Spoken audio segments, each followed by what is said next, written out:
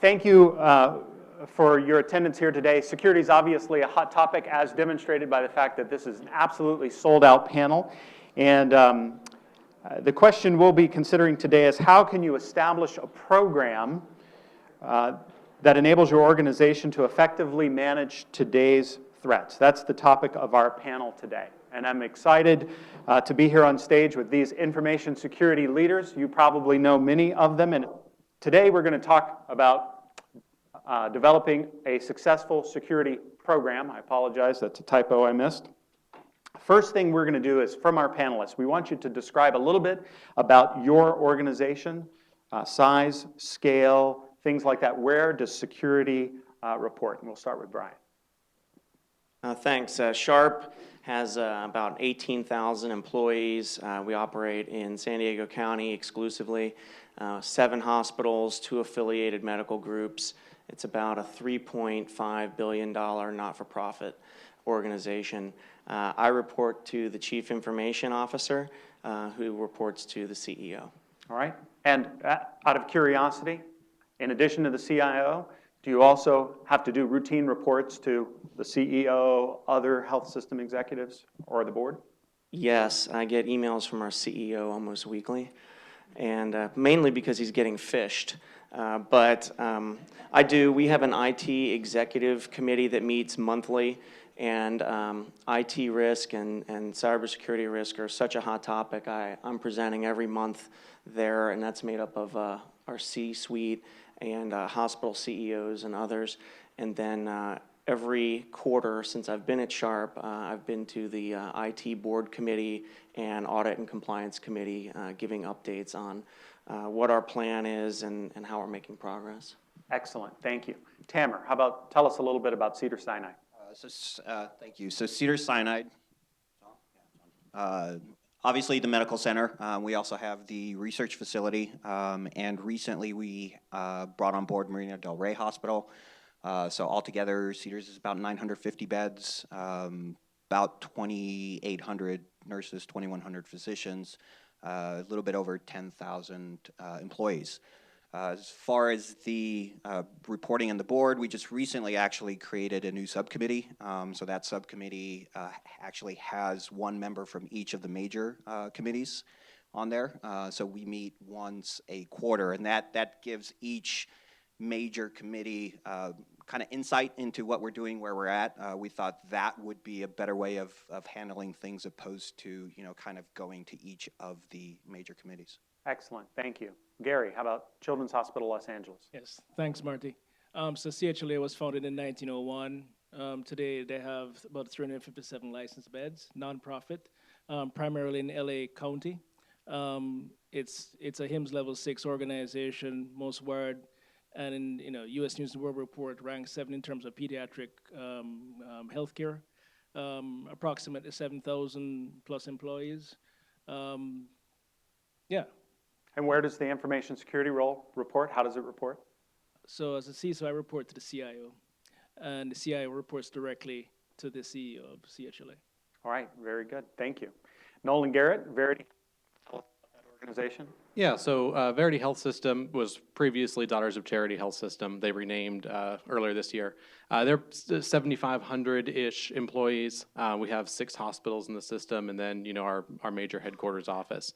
I report primarily to the CIO with some oversight by several board members who have specific risk management and IT security backgrounds that I provide updates to on a regular basis. Excellent. Thank you all. All right, let's get into some of our panel discussion. First, let's talk about the threat landscape. So a question for all of you. How have you seen the threat landscape evolve over the course of your career, and most notably, recently? And we'll have Tamer start first, but we should let you know that as we did a walkthrough of this on Wednesday, we all decided that by about this time you would have ransomware fatigue. And so we've decided we're taking it off the table and we're not going to talk about that. So go ahead, Tamer, you can start first.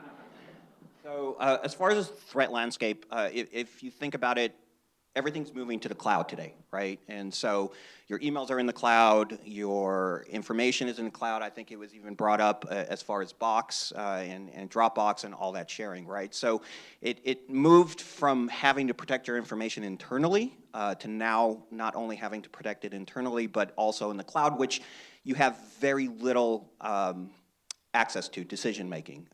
You know, not only that, but the threat landscape also includes your end users, right? So now, you know, you have people from, you know, that are trying to attack you and get inside. That's becoming harder and harder. So now they're moving over to people, hey, click here, ransomware, as you said, we're not gonna go there, but I went there anyway, I apologize. And everything else, right? The end user now is part of the threat landscape. And so, you know, you have to take that into consideration as well. So it's changed in that perspective. Excellent. How about you, Nolan? Yeah, I would definitely agree with that. You know, as we've seen the migration of risk from initially, you know, operating systems and endpoints, then towards applications, now we're really seeing that focus towards users. You know, we're seeing regular phishing attacks, whether it's phone calling or emailing or even, you know, physical penetration attempts. It's a pretty regular threat for us. It's one that we're combating every single day. And unfortunately, sometimes it means we have to respond. Very good. Thank you. Gary? Ditto.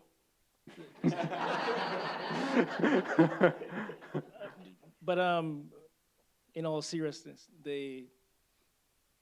since I'm relatively new to Children's Hospital, I've been there for about 2.5 years, and prior to that point, funding was always a challenge, and the rate at which cybersecurity has developed in terms of its footprint and its importance is directly correlated to the level of aggression from the bad folks, if you will, who see your information as gold, all right? And for them, it's just a business transaction. So that in that regard, and to Tamer's point, yes, absolutely ransomware, yes, absolutely the end user is now a part of the threat landscape. So things like security awareness is becoming a big issue. Social engineering is becoming a big issue. And while that has to be attended to, you still have to worry about and think about the threat landscape as it relates to how do you block and tackle and defend, and then how do you follow once your perimeter is penetrated. So in essence, we really are in a bit of a war. And I see it as an exponential war. So. All right, thank you. Then finally, Bryan. I could just say double ditto and be done.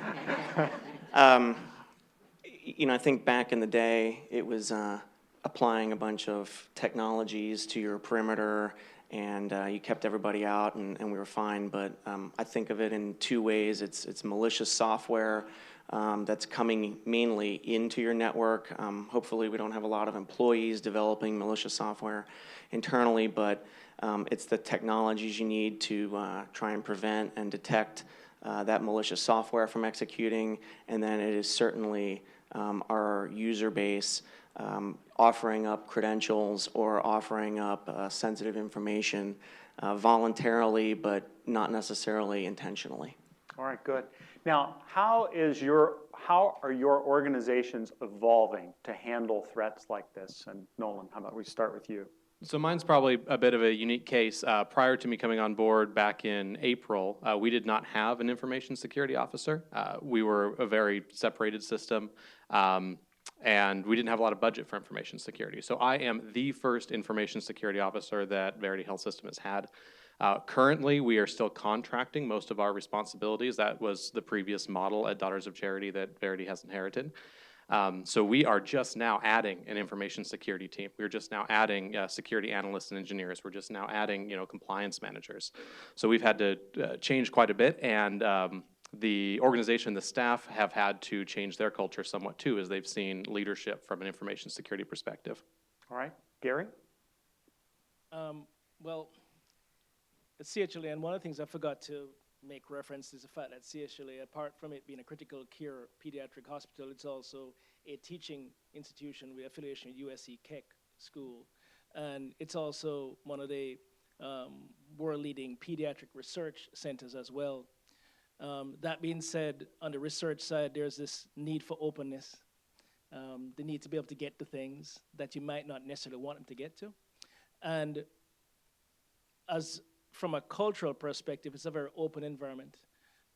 That being said, I'm the first CISO children has ever had, and that's really a testimony to the prior CIOs who have worked to convince the board, convince the C-suite that an aggressive security posture is the only way to go.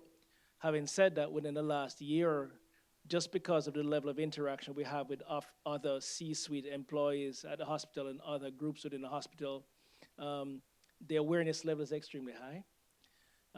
So much so that things like data governance and the way in which you go about setting up data governance and the practices behind that are becoming something that, while it's nascent, it's essentially the future.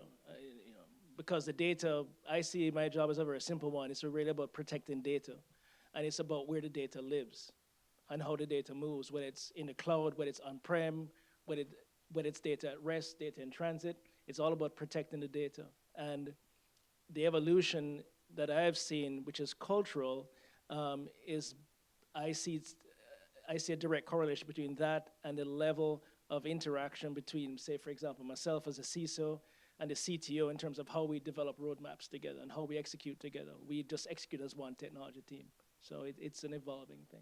All right, good. And Tamer, how about Cedars? How's it evolving to handle these threats? So the threats are there. One thing Cedars realized is that the threats are not here from an 8 to 5 or 9 to 5. The threat actors don't have regular hours. So one of the things we did was we just recently went to 24/7 monitoring. The monitoring actually is off hours is done by a third party as well. So that was one of the major things we recently did. Beyond that, it's always education. We added to the team. I don't necessarily believe that educating the end user works. I hate to say that. And that comes from the perspective, right? We do phishing attacks, internal phishing attacks, and you have the same group of people clicking, right? I mean, they're just the click monsters, and so it's kind of one of those things where we have to take it as much as we can into our hands and protect them from themselves. So that was the major things that we did. Excellent. Bryan, how about Sharp? So I think Sharp had done a lot of good things to protect our environment way before I got there, but they were somewhat ad hoc and unorganized. And so one thing that I did and that we're evolving around is our maturity within different program components. And so we had a very objective assessment of our program last year, and I won't tell you what we scored out of 5 on the maturity scale. But what my hypothesis is, and probably many of yours, is that as you mature different functions of your security program, you'll reduce the risk that those areas impact. And so I am working diligently on our lowest maturity areas to increase that maturity rapidly, and that's a combination of people, process, and technology solutions. And I've been using that format to report out to leadership, and they seem to like it because you can say, well, I was a 2.0 last quarter, now we're at 2.5, and we think we're lowering our risk profile there. So I think our evolution is just getting more structured and recognizing where we have areas of immaturity and then putting budget and resources towards them. Excellent. Impromptu question here.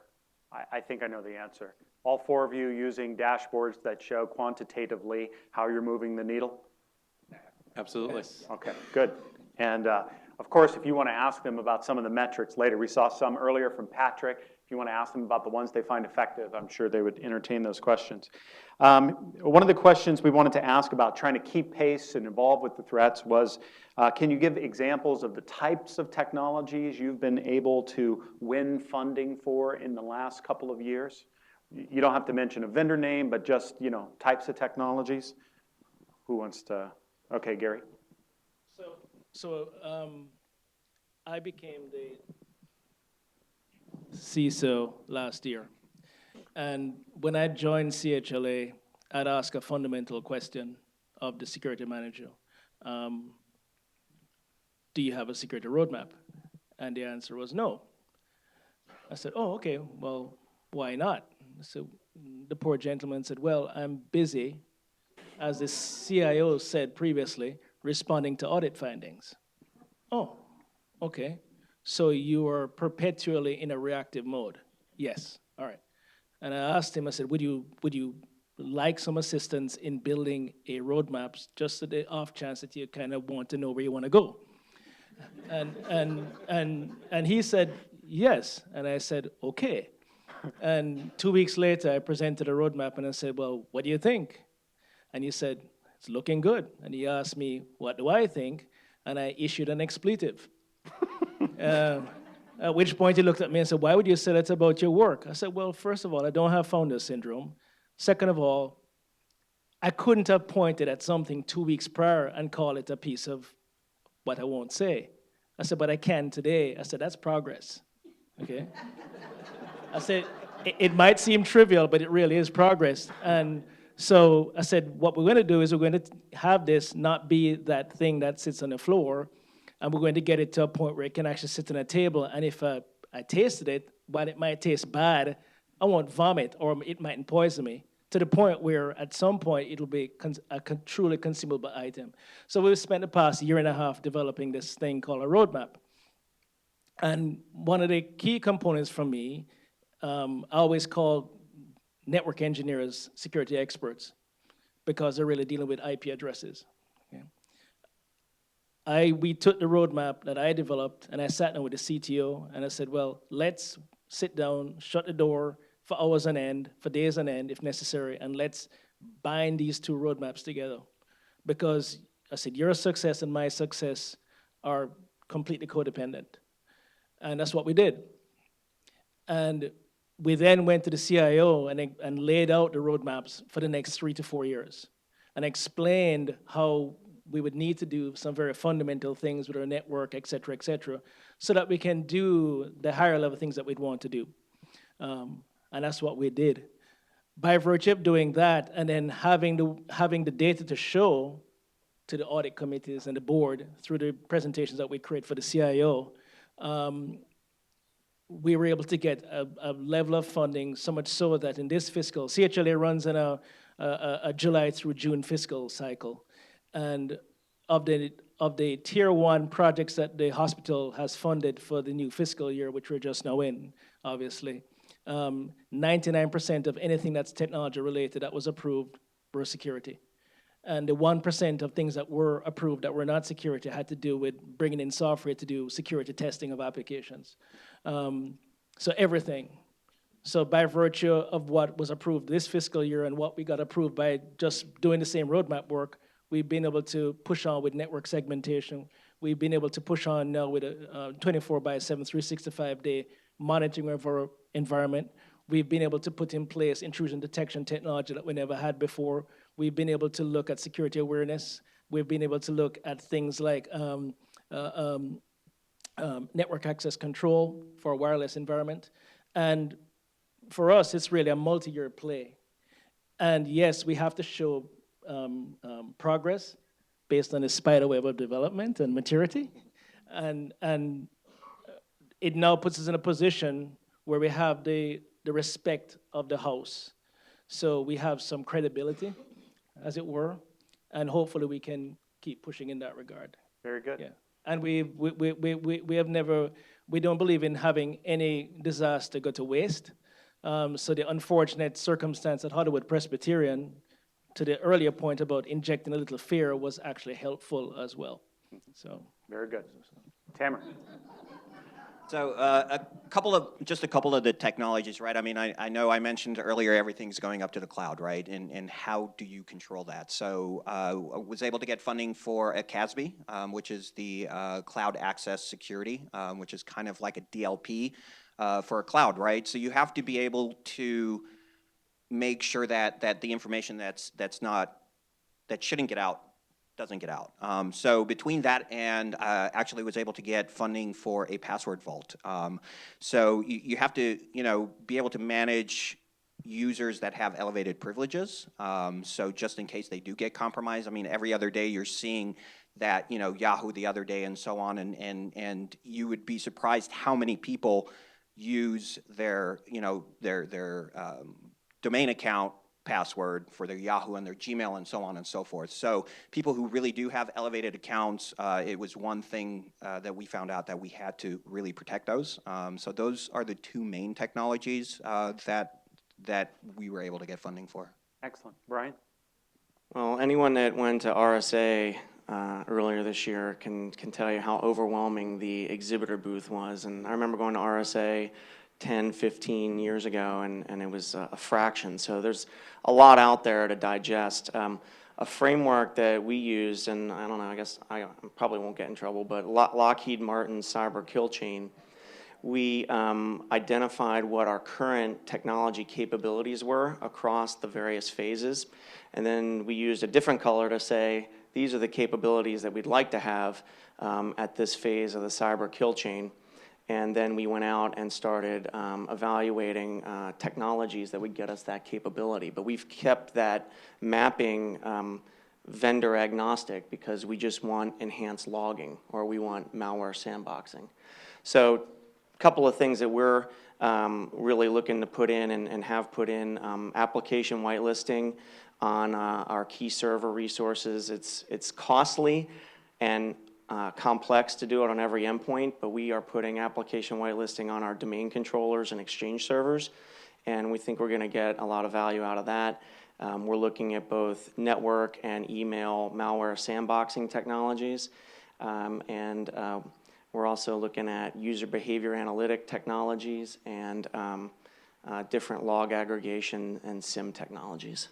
Excellent. Thank you. If you don't mind, if I can just jump in, right? You mentioned the kill chain, and that's something we use, which is huge. One thing I would suggest is, you know, we take the kill chain, you take all the tools that you currently have, line it up in where it falls under the keychain or the kill chain. I'm sorry, and then at that point you can kind of see where your gaps are, and that has helped me out in my past and today. Absolutely. Very good. And then Nolan. Yeah, so my situation at Verity is a little bit more unique. I don't believe that we have the same maturity level that any of my peers do here. What I came into is somewhat of a blessing and a curse. They were in the middle of a IT transformation project, had just launched an IT transformation project. There's a lot of money coming from the board to be able to transform IT from much older, 10-year or more older architecture into today's technologies. And at the same time, 5 minutes after I walked in the door, we had a breach. So I got to spend the time figuring out, you know, we've got budget, we got to figure out what we can do first. What can we actually tackle today? Thankfully, the money has been there, so we have been able to purchase SIM, new firewalls.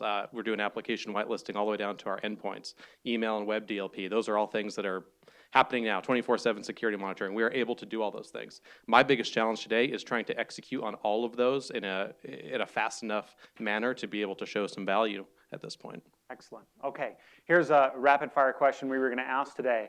How you spend your time? Do you spend it predominantly with IT or with the combination of risk, compliance, and legal? IT. 50-50. I really do try and divide my time up amongst internal audit, compliance, our business leaders, and IT, but just by virtue of being in IT, I spend most of my time with IT. Excellent. Definitely IT. Okay, yes, all right, very good. A question we wanted to ask the group. Do you use a framework to manage the effectiveness of your security program for strategic planning purposes? If you do, why do you like it, Nolan? So we use the NIST CSF, cybersecurity framework. The reason that we selected that, you know, there's a lot of options out there. You can look at COBIT for security. You can look at high trust. You can go on forever. We selected the NIST CSF because we felt that it was easy to rapidly implement. We could rapidly communicate the concepts of the CSF to the executives, to the board. You know, you can break it down to 5 categories that make sense when you say the words. So we use that. We built our dashboards and our reporting around the NIST CSF with the idea that we would add additional frameworks in the future if we felt we needed to. Excellent. Gary? Same.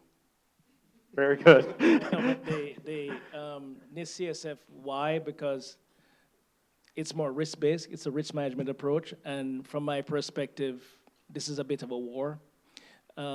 It's a loosely coupled framework. It's not prescriptive, it's suggestive, so you can mold it to your fashion. It is very simplistic in the sense that, yes, if you're doing dashboarding, you can always use the functional categories. Our roadmap, the one that we developed, or I developed for the past 2 years, fits into the framework, and everything is tied to the framework from that perspective.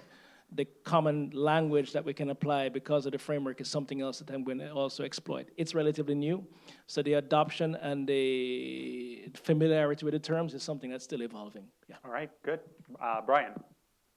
We also use NIST, but layer over top of it the capability maturity model, and that's that 1 to 5 or 0 to 5 maturity, so that in each of those areas, to measure our effectiveness, we're measuring ourselves against how rapidly we can increase our maturity in different areas. Excellent. Tamer. And NIST as well, I mean, it seems like the common theme. And then for us, right, it's a commonality when you're talking to your peers, right? You guys, everybody's talking about the same thing. I know NIST came out in 2013, if I'm not mistaken, and it's voluntary today. But I don't think it's going to be voluntary going forward, right? And so for us, if you're ahead of the curve and going down NIST, when they make it eventually, which I believe they'll make it not so voluntary, you're already ahead. All right, good. Last question, and then we'll take questions. We'll only allocate about 5 minutes for this total, but talking about communicating with your executives and board members. A gentleman here earlier asked about how do you communicate, how do you get funding, what's most effective, or you can tell us an example of, on your expense, of course, what you should never say, if you have one of those stories. So how about we start with you, Tamer? I don't have funny stories when it comes to the board. Thank God. I will say in my previous life, you know, one of the things that, as far as, you know, going in front of the executives and the board is absolute honesty. I will tell you, in a previous life, I had a CIO that went to the board and said, hey, we're secure, everything's okay. We're secure, everything's okay. That person lost their job for lying. Ultimately is what it is. So, you know, between the honesty and then the funding, right? I mean, that's huge. They have to want to give you money, but you have to make them want to give you money. The board wants to know, you know, what are you spending the money on? What's my ROI, right? Because it's all about money. And then metrics, right? Boards love metrics. They love pie charts and stuff like that. But it has to be meaningful metrics to prove, hey, you gave me money and I spent the money correctly. And as long as you're able to do that with the board, then, you know, you'll be able to get more money in the future. All right, Gary. So first of all, I don't believe in riding in on a knight riding in on a horse. I'm more like a Jamaican riding in on a donkey. But that being said, there's a measure of credibility that we have by virtue of executing. Okay, and the second thing I don't believe in is also is predicating a decision based on fear. So what we have done by virtue of presenting to audit committee, by presenting to the C-suite executives, is essentially telling them where they are. New CEO asked our CIO, "Are we secure?" His answer is no. What's it to you? You know, do you want to be in the news or do you want to be out of the news? Simple answer: I'd like to be out of the news. What do we need to do? This is our roadmap. Allow us to execute. Can we guarantee that you will be completely secure? No, but we're sure it's going to hell try. And so that's that kind of honesty and then backing it up with a plan where you can actually execute is absolutely critical to get the kind of goodwill required to actually go and ask for funding for things. So. Very good. Thank you. Nolan. So for us, you know, using a risk-based approach to communicating has been the most successful. But, you know, I will say that silver lining, the fact that we did have a breach and that our executives had to deal with it, it fast-tracked everything that we needed. We don't have to spend a lot of time talking about numbers and dollars. We just have to say, we want to fix this and it's a problem, and the money shows up. Yes, excellent. Bryan. Well, my personal philosophy on where a lot of security folks fall down is that they think like security and IT people, and you're presenting to a business or clinical audience. And so I tell everyone, think like a business person, and you know, go in there and explain these complex next-generation technologies in plain language that they can understand. Try telling a CFO what malware sandboxing or application whitelisting is, right? Well, you have to explain it in an easy way. So go in with a business case, provide alternatives, let them choose as the senior leaders and oversight bodies what they will fund and not fund, and you have to be credible as the security leader to convince them that what you're doing is right. The one thing that I would caution anyone against saying at a board or senior leader meeting is, we don't have the money for it, or we can't afford it, because I don't think that's our job. I think we present the alternatives, we say where the risks are and what we recommend, and let them decide if there's untapped capital or money that they want to put towards it. And I think it can only hurt you if you didn't bring something forward or you presented a solution, but you caveated it with, we don't have the time or the resources to do this. Yes. Excellent advice from 4 of our local security leaders. Thank you. Thanks, Marty.